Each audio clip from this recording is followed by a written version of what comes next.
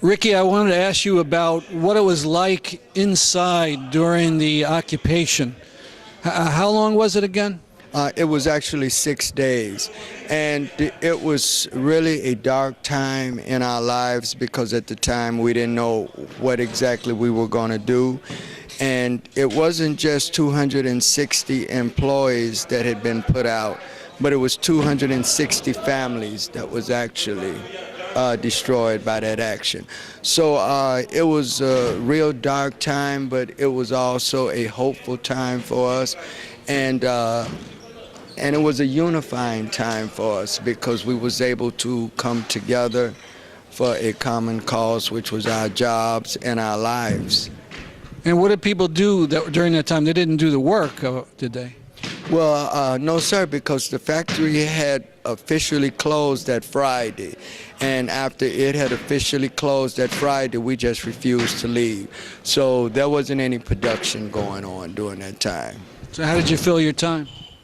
Well, actually, by me being the vice president of our local, I pretty much was in Bank of America because I was fortunate enough to serve on the committee to be negotiating our terms with Bank of America and Chase Bank. So I was in and out of the factory because when I wasn't downtown at Bank of America, I was in the plant. Mm-hmm. Mm-hmm. And were there threats? I mean, did they tell you this is illegal and they were going to get policed? Did that come into it? Well, actually, the first day of our occupation, a news reporter had asked me, he said, well, how do you feel? Don't you realize that this is illegal and that you guys are essentially holding someone else's property hostage? And as I explained to him then, I pointed to the sign that said Republic Window and Doors, and I told him, I said, do you see these men and women, the workers? We are the windows and the doors. Without us, it would just be Republic. We are the windows and the doors, so no, we don't feel that we're holding someone else's property hostage. Now, what was the reaction in the community? Was support, hostile? Oh, no, sir. On the contrary, we had tremendous community support. People were bringing by pillows and blankets and food and coffee, and all of the religious people and organizations were bringing gifts and monies, and it was just tremendous.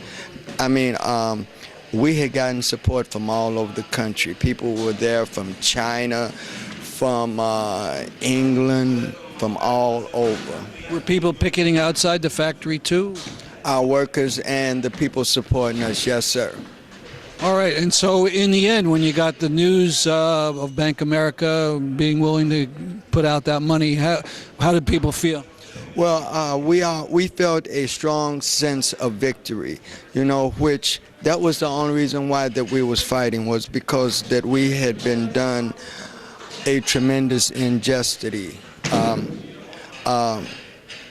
And so by us winning, and we was also able to have Christmas, because all of this happened a few weeks before Christmas. So we was able to get everything accomplished in 6 days, and we all had a Christmas. So that was very beautiful for our families.